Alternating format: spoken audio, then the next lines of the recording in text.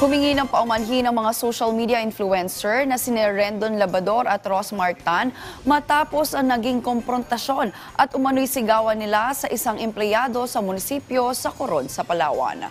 Sa viral video, makikitang dinuduro ni Labador ang isang municipal staff matapos ang isang Facebook post tungkol sa aktibidad na isinagawa ng grupo sa lugar.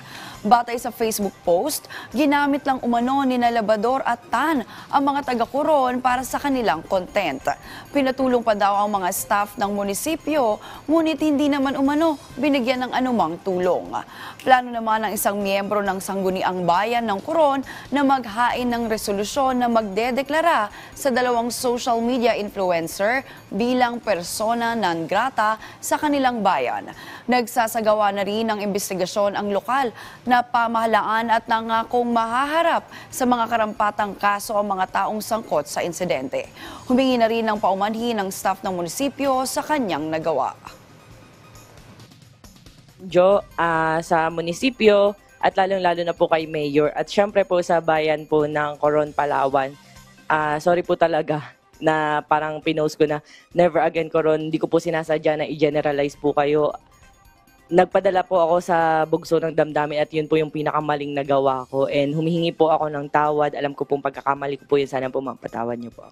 Kami po ay nagpapakababa sa inyong lahat na susubukan po namin na baguhin kung ano man po yung pagkakamali namin, kung sumobra man po kami.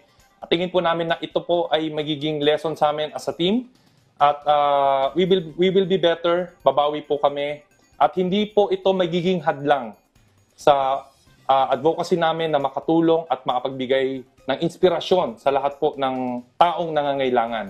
Humihingi po ako ng tawad sa Team Malakas dahil sa ginawa kong masamang pagpo-post sa social media para po sila ay siraan dahil sa hindi po ako nakatanggap ng tulong galing kay Miss Rosemar at Team Malakas.